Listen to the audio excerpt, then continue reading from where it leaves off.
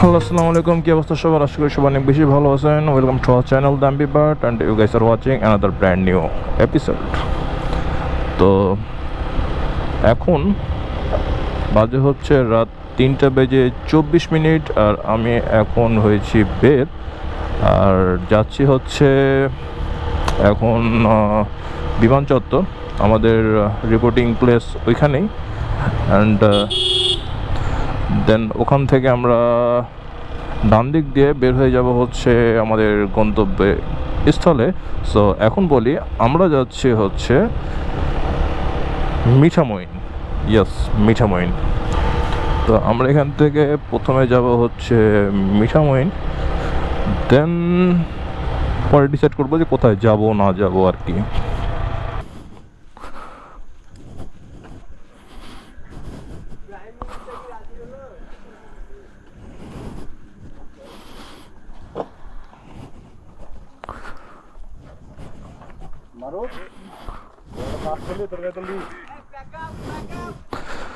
ওকে,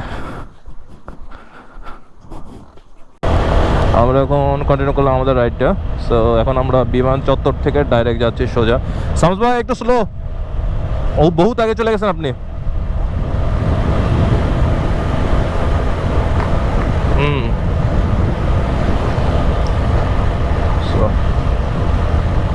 এই তো অবস্থা।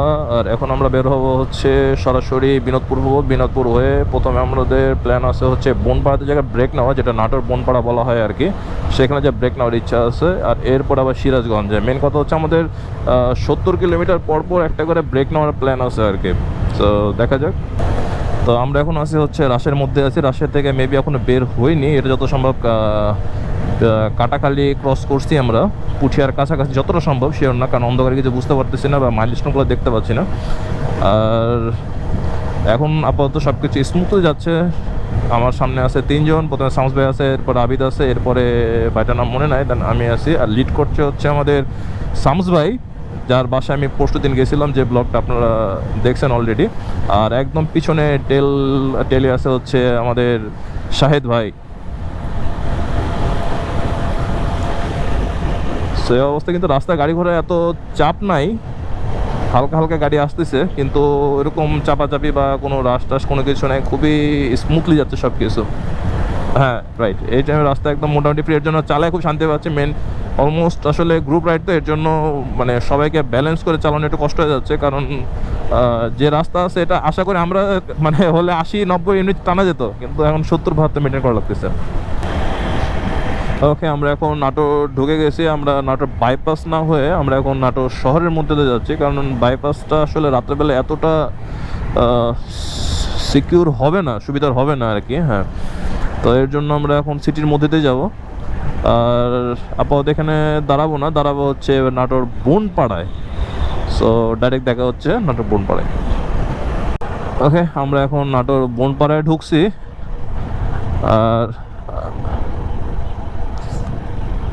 এখন আমরা খুঁজতেছি যে আসলে কোন জায়গায় দাঁড়ানো যায়। এ ভাই সামনে আগে যান সামস ভাই, পিছনে ট্রাক আছে, বাস আছে।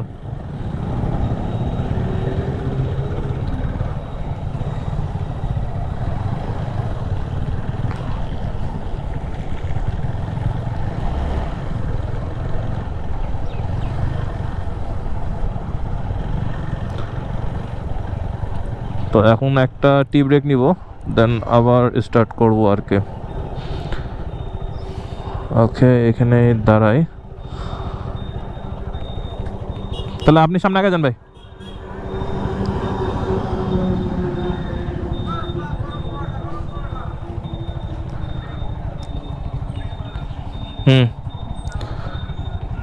ওকে,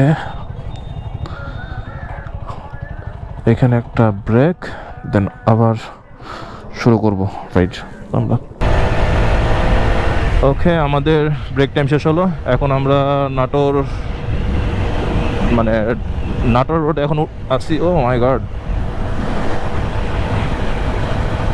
এই রাস্তাটা খুবই ভালো। আর এই সকালে রাইড করার মজাটা আসলে একদম পুরো ডিফারেন্ট। জাস্ট সকাল হলো এখন, জাস্ট সকাল হলো। আর মানে ভিউ আপনারা দেখতে পাচ্ছেন যে কি ভিউ, ওই যে আকাশের দিকে দেখেন তাহলে বুঝতে পারবেন। Just wow.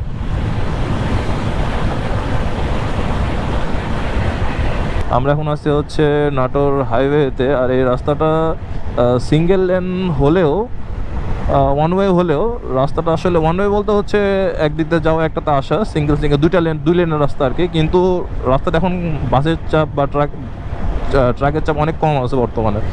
কিন্তু হ্যাঁ, কিছু কিছু আসে তখন চাপ দেয়, তখন কিছু করার থাকে না। পাসিং লাইট দিয়ে এগুলোকে আসলে ইগনোর করা লাগে, কারণ কিছু করার নাই আসলে, সবাই তো আর রুলস মেনে চলে না। তো তার মধ্যে সব মিলে ভালোই যাচ্ছে আমাদের পুরো গ্রুপ রাইডটা, সো ফার সো গুড। আর এভাবে যদি চলে, আশা করি যে আমরা খুব স্মুথলি, ভালোভাবে, সেফলি আমাদের রাইডটা কমপ্লিট করতে পারবো ইনশাআল্লাহ। শীত যে চলে এসেছে, এটা এই বাম দিকের যে ক্ষেতগুলো আছে বা এই জমিগুলো আছে দেখলে বোঝা যাচ্ছে, যেখানে যে কুয়াশা আছে এখানে। ওকে, আমরা এখন আসলাম হচ্ছে সিরাজগঞ্জ মোড়।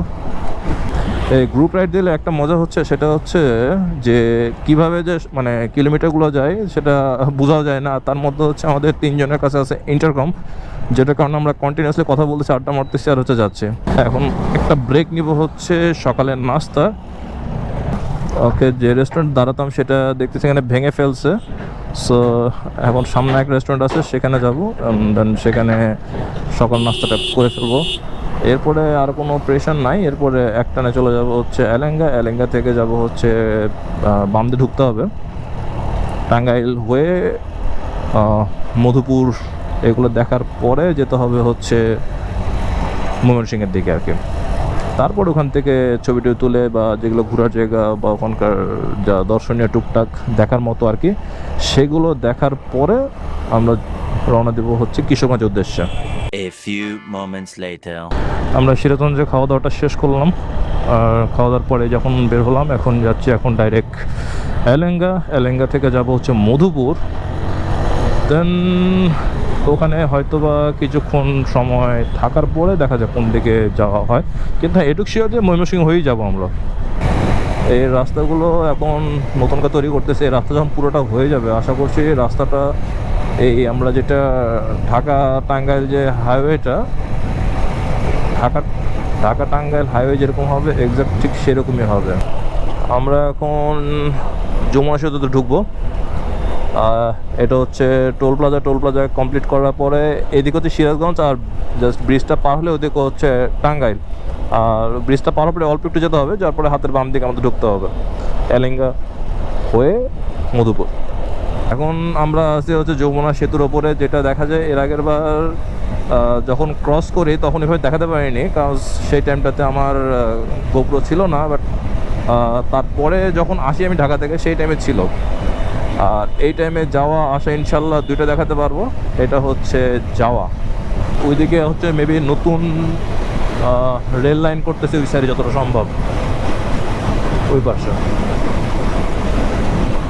আগে তো রেল লাইন ছিল হচ্ছে এইটা, এখন রেল লাইন করতেছে ওই সাইডে, নতুন আলাদা করবে ওইটা আর কি। এটাতে হচ্ছে প্রেশার পড়তেছে যমুনা সেতুর উপরে যতটা সম্ভব, এটা আমি শুনছিলাম, এর জন্য আর কি ওইদিকে করা হচ্ছে। এই তো বর্ষার জন্য এখন মোটামুটি ভালোই পানি আছে। আর এমনি যখন শীতের সময় তখন সে সময় পানিটা অনেক বেশি কমে যায়, তো দেখা যায় যে তখন চর আসে আর কি। আর তার চেয়ে বড় সমস্যাটা হচ্ছে এখন যেটা আমার কাছে মনে হচ্ছে, সেটা হচ্ছে যে সূর্যটা একদম মুখের সামনে, মানে হচ্ছে যে সামনের দিকে তাকানো কষ্ট হয়ে যাচ্ছে মনে হচ্ছে আস্তে আস্তে। এখন দেখা যায় সূর্য উপরে উঠতেছে, তো এখন পিছনে চলে আসার সম্ভাবনা বেশি। এখন আমাদের যদি ওয়ে যখন সামনের দিকে যাচ্ছি আমরা, তার মানে আস্তে পিছনে চলে আসবে, সো এই ঝামেলাটা রিকভার হয়ে যাবে ইনশাল্লাহ খুব তাড়াতাড়ি। এই ভিউটা সচরাচর পাওয়া যায় না, যে ব্রিজের উপর দিয়ে ট্রেন যাচ্ছে আর কি, এটা খুব রেয়ার। অনেকে পায় না, সো আমরা এখন পাচ্ছি এখানে, সো উই আর লাকি।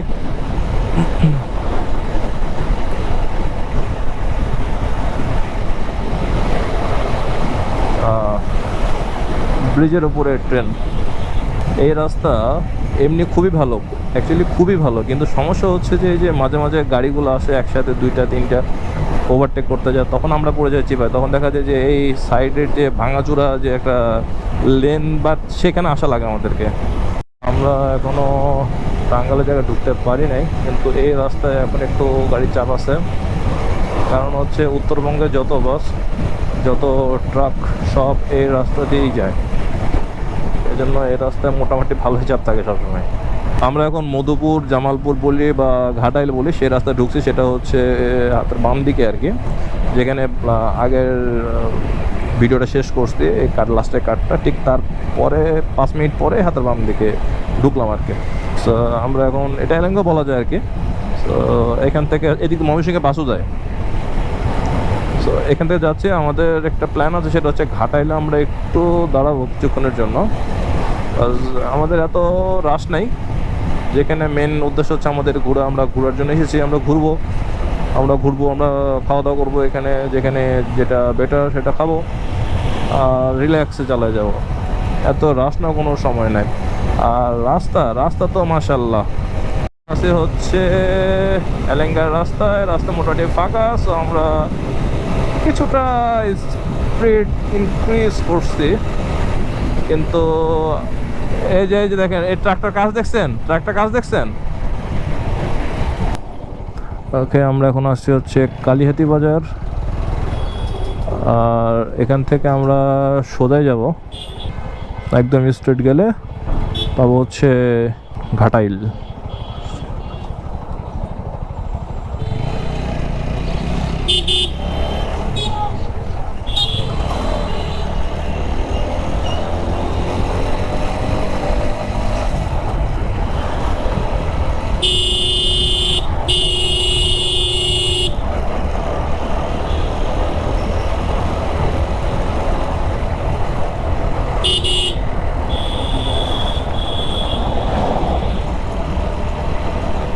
আগে এই ঘাটাইলে আমরা ছিলাম প্রায় 2002 সাল এবং 3 সাল এখানে ছিলাম আর কি। সো বলা যায় যে এখানে অনেক স্মৃতি আছে। আর এখানে ছিলাম হচ্ছে ঝড়কা বাজার। ঝড়কা বাজারটা আসলে কোথায় ঠিক বলতে পারবো না, যে টাইমে ছিলাম সেই টাইমে আমিও ছোট ছিলাম, এতটা জানা ছিল না।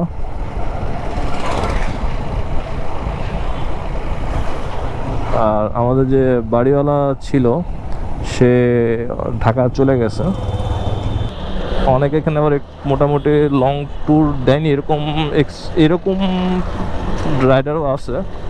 সো এর জন্য একটু ব্রেক নেওয়া লাগতেছিল বেশি। আমরা এখন টাঙ্গাইলের মধ্যে আছি, দৌলতবাড়ি এরিয়াতে এটা আর কি। এটা যার নাম হচ্ছে দৌলতবাড়ি। আর এখানে এই তো দেখেন গাড়ি কেমনে চাপ মারে। সো যারা এদিকে আসবেন একটু সাবধান করে দিই ভাই, একটু দেখে শুনে বুঝে শুনে।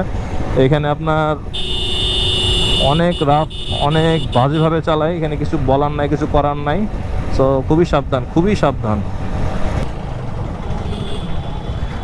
আমরা এখন মধুপুর আনারসের মোড়।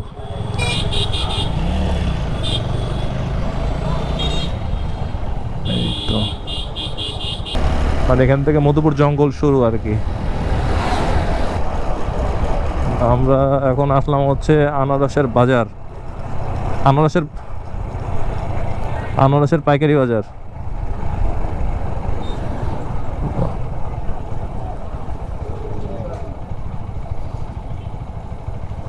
এটা হচ্ছে টাঙ্গাইলের মধুপুরের আনারসের বাজার।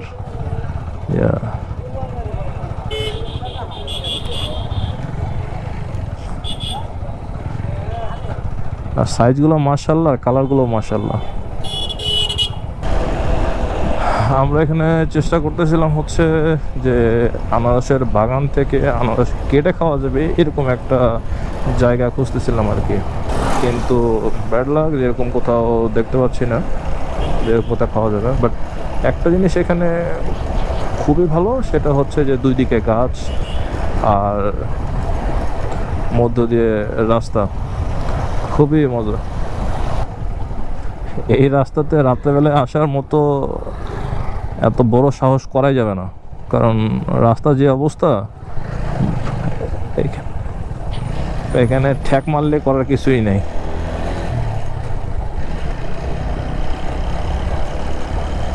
তার মধ্যে এখানে এই মাদ্রাসার অনেক কিছুই দেখতেছি আছে। এখানটা বাস অটো যাতায়াত করে, কিন্তু কয়টা পর্যন্ত যাতায়াত করে সেটা বলা যাচ্ছে না। বাহ, এখানে সব এগুলো বানর।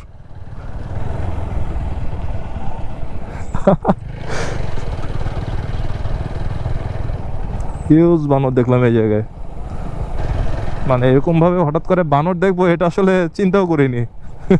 মনে হচ্ছে এটা হচ্ছে বানর অভয়ারণ্য। এখানে অনেকগুলো দেখলাম একসাথে একদম রাস্তার মধ্যে বানরের ছড়াছিটি, আর হচ্ছে মানে ছড়াছড়ি, আর কিছু সিঙ্গেলে বানর দেখা যাচ্ছে মাঝে মাঝে দুই একটা করে, কারণ সবগুলো ফ্রেমে নেওয়া সম্ভব হচ্ছে না, বা নেওয়ার আগে দেখা যাচ্ছে যে সব হাওয়া।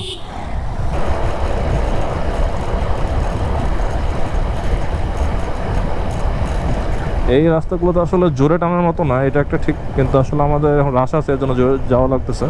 নাহলে আসলে এই রাস্তায় যদি এরকম জাস্ট এই মধুপুর ঘোরার জন্য আসা হয়, তাহলে আমি বলবো যে এখানে 15-20 এভাবে টানলে ঠিক আছে।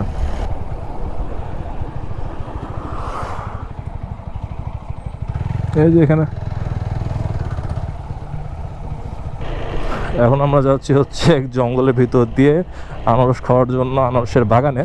সো দেখা যাক ওখানে পাই কিনা, কারণ আমাদের প্ল্যানটা ছিল এরকম যে আনারস তো বাসাতেও কেটে খাই, সো এখানে যাব হচ্ছে আনারস একদম বাগান থেকে তুলে কেটে খাওয়ার প্ল্যান। সো এর জন্য এখানে একজনকে জিজ্ঞাসা করলাম বেনালাকে যে ভাই এরকম কোনো জায়গা আছে কিনা, বললেন সামনে আছে, 1/2 কিলোমিটার সামনে।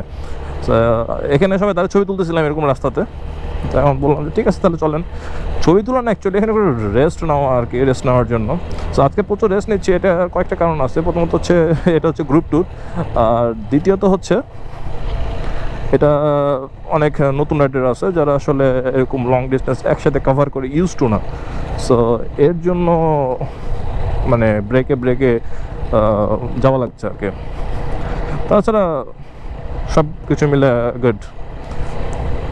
আর রাস্তাটা আসলে অনেক ইন্টারেস্টিং রাস্তা, মানে অনেক বেশি সুন্দর। আপনি জাস্ট গেস করেন যে দুই সাইডে জঙ্গল আর মধ্যে দিয়ে হচ্ছে রাস্তা।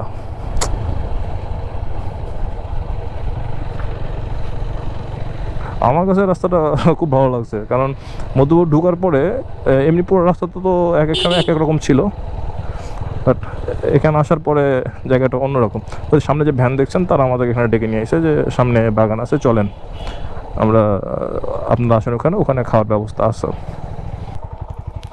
তো এখানে যে কথাটা হলো সেটা হচ্ছে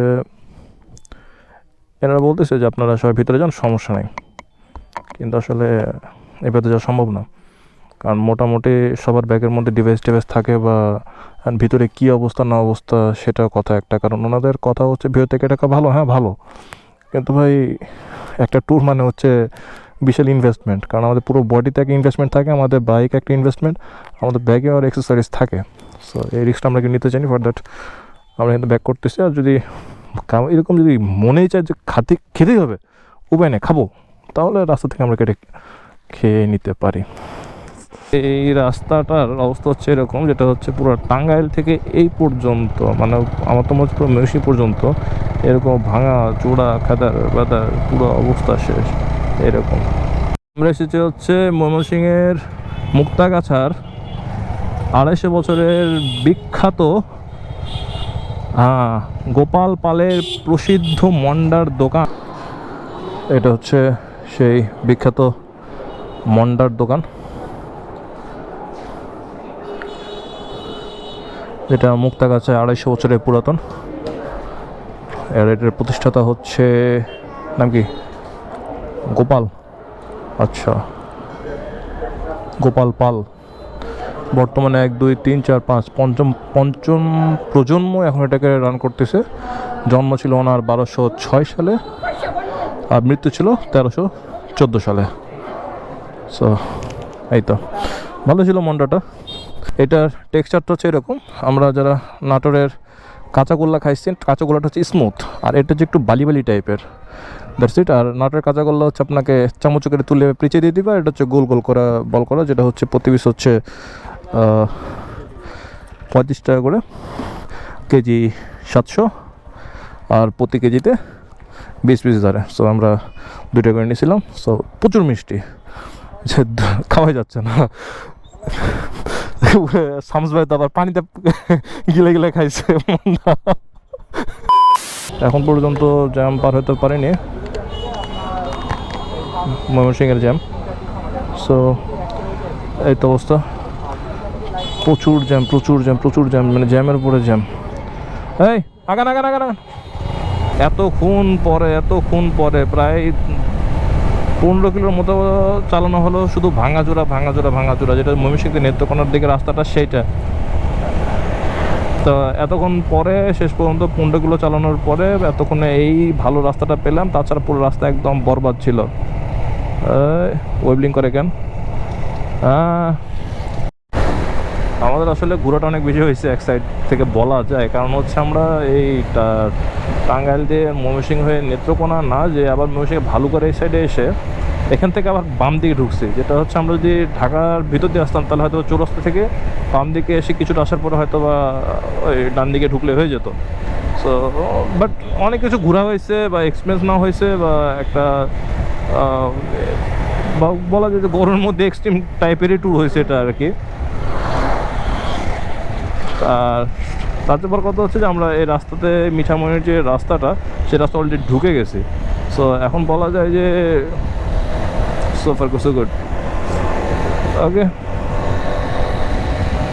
এখন একটু টেনে যেতে হবে, কারণ পিছন দিকে আপনার অনেক খুব ভাঙাচোরার মধ্যে চালানো হয়েছে। কিসের টাকা নিচ্ছে এটা এখানে এতগুলো মিলে? এটা হচ্ছে ব্রহ্মপুত্র নদী। আর এখন আমরা কিশোরগঞ্জের দিকে যাচ্ছি, এখনও কত দূর আছে এখনও বুঝতে পারতেছি না। কিছুক্ষণ আগে দেখলাম যে সামসাই বললো যে প্রায় 70-74 কিলোমিটার আছে, বাট আদৌ কি 74 নাকি আরও বেশি, এটা আমরা সবাই কনফিউজড আসলে। গতকালকে সকাল 10টা-11টার দিকে একটু ইমার্জেন্সিভাবে ব্লাড ডোনেট করা লাগলো। করার পরে আমার যেখানে দেখা যাচ্ছে যে রেস্ট নেওয়াটা দরকার আসলে, বা যে পরিমাণ ফ্লুইডটা খাওয়া দরকার সেই পরিমাণ ফ্লুইডটা খেতে পারিনি, তা মোটামুটি খাওয়া হয়েছে আর কি। যে পরিমাণ রেস্ট দরকার সে পরিমাণ রেস্টও টোটালি হয়নি। রাত্রে জাস্ট মেবি 2 ঘন্টার মতো ঘুম হয়েছে। প্রচুর মাথা ব্যথা করতেছিল, শরীর অস্বস্তি লাগতেছিল, পা ব্যথা করতেছিল, কারণ কালকে প্রচুর হাঁটাহাঁটি হয়েছে। এইসব ঝামেলার কারণে ঘুমটা টোটালি হয়নি, আর এর ফলটা পাচ্ছি এখন। একটু আগে এমনভাবে ঘুম আসতেছিল, মানে মধ্যে ঘুম চলে গেছে এরকম একটা অবস্থা, বড় শরীর ঝাঁকি মেরে উঠছে একদম, যে সামথিং ইজ ফিশি কেন মনে হচ্ছিল, মানে ঘুমের মধ্যে যে সিক্স সেন্স মনে হচ্ছে যেটা আর কি বলে আর কি। তো তারপরে এখন গ্রুপকে বললাম, দেন ওরা সব ওখানে দাঁড়ালো এক জায়গাতে, চোখে পানি দিলাম, এখন অনেকটাই বেটার। সো এখন এর জন্য বলবো এক্সাইটমেন্ট যতই থাকুক, চেষ্টা করবেন যে জার্নি যদি রাত্রে করেন তাহলে অন্তত সারাটা দিন ভালো মতো ঘুমাবেন। আর যদি মাঝরাতের দিকে করেন লাইক 3টা-4টার দিকে, তাহলে মোটামুটি সন্ধ্যার দিকে ঘুমিয়ে যাওয়ার চেষ্টা করবেন। এটা হচ্ছে কিশোরগঞ্জে যাওয়ার রাস্তা। আমরা কিশোরগঞ্জ থেকে অলমোস্ট 25 কিলোমিটার আগে আছি। আমরা ভুল করে অন্য রাস্তায় চলে গেছিলাম, যেটা ডান দিকে ছোট একটা রাস্তা আছে, সে রাস্তা না, যে অলমোস্ট 29 কিলোমিটার মতো চলে গেছিলাম সামনে। সেখান থেকে আবার ব্যাক করতেছে যেদিকে রাস্তা সেদিকে, মানে ভিতরের রাস্তাটা দিয়ে। সো এখন লিডে আসছে হচ্ছে আমি। তো এই তো হলো অবস্থা, কিন্তু ক্ষুধা লাগছে ভালো লেভেলের একটা। আবার এর দিকে গোসল না করে খেতে ইচ্ছা করতেছে না, বা খাওয়ার কোনো ইচ্ছাও নাই। আমরা অলরেডি নিকলি হাওড়ে ঢুকে গেছি, আর এ হচ্ছে তার নাজারা।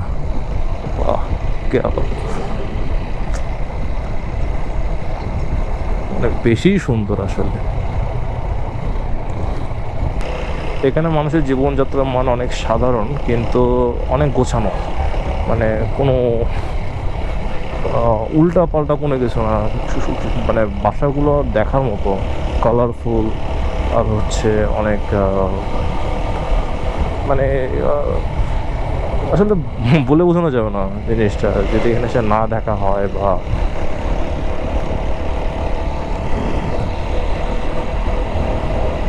এখানে আমি টিনের ঘর বেশি দেখা যাচ্ছে, এখানে ঢালাই যেগুলো বলি আমরা আর কি, সেই জিনিসটা অনেক অনেক বেশি কম।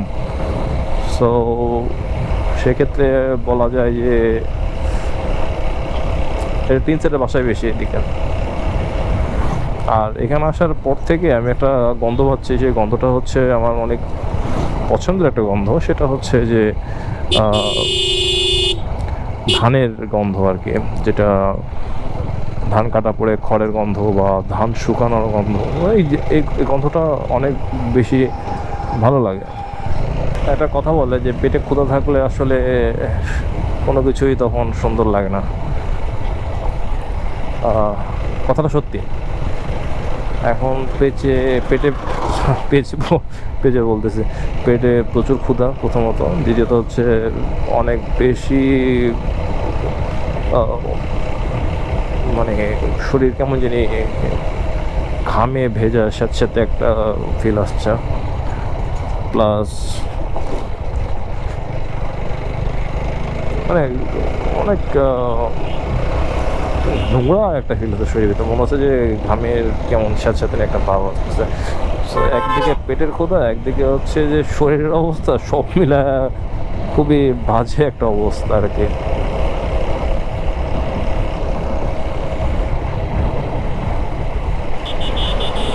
দেখা যাক, যাও তাড়াতাড়ি যখন রুমে যাওয়ার পরে ফ্রেশ হবো, ফ্রেশ হয়ে খাওয়া দাওয়া করবো। আর খাওয়া দাওয়া করে, আর আগে খাওয়া দাওয়া অফকোর্স করবো না, খাওয়া দাওয়া করবো হচ্ছে